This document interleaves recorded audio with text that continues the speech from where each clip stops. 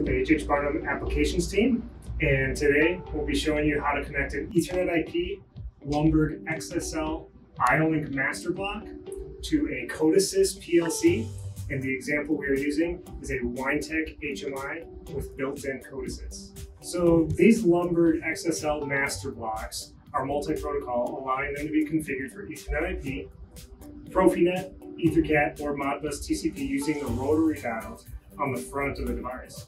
This video will be using EthernetIP, and I have set the IP address on this using those rotary dials on the front of the device.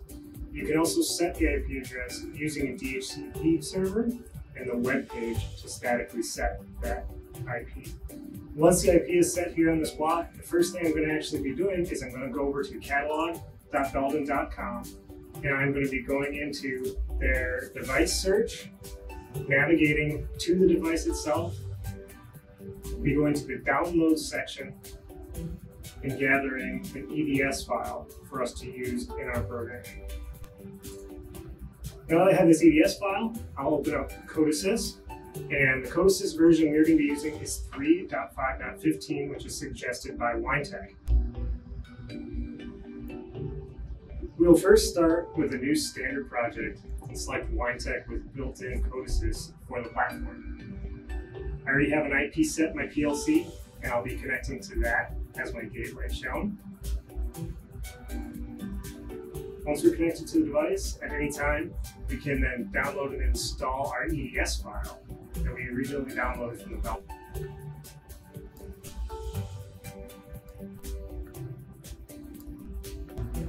We'll go to Tools, Device Repository, and Install.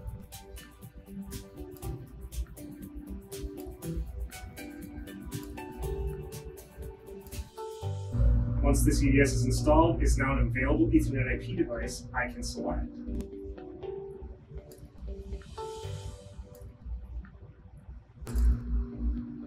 So we'll go to our devices and add a device, and we'll be able to see Ethernet, select an Ethernet adapter, and the PLC, for this PLC, WineTech is suggesting that we roll back our drivers to the 3.5.15 because those are tested for WineTech. We'll select the Display All button to show these previous versions and select that older one.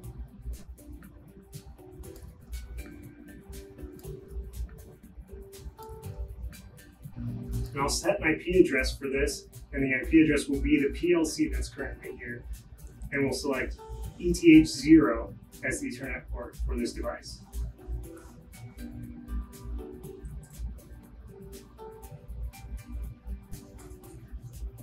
We'll then right-click and add an EthernetIP scanner. And again, we're going to pick the older version as WineTech suggests.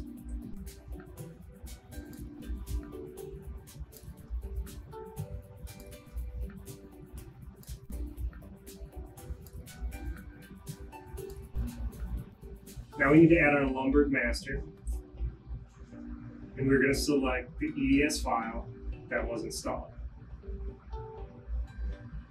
Right-click our Ethernet scanner, add device, master should be available, double-click the device, and set the IP address.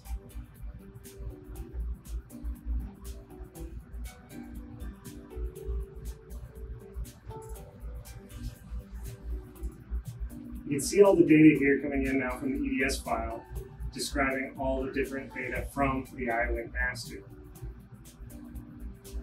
By default, you might see a red underline on the EthernetIP scanner service mask. Double-click this, open it, and change the priority. For this, I'm going to change it to 2. It will clear any errors. We can now build the program and download it to the PLC.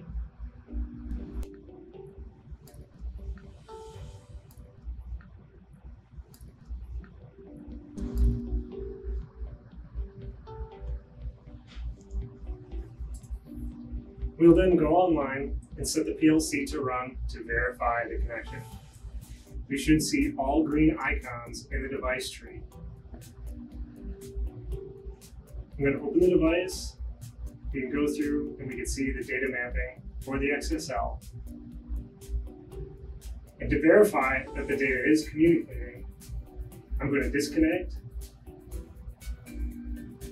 And we're going to set the PLC to constantly be scanning the device. And go back online, and I have a laser sensor attached to port 1.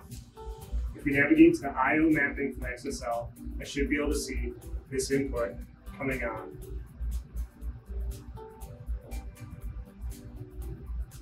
From here, you can start adding variables to your I/O-Link master, starting to map your data and continue with your logic.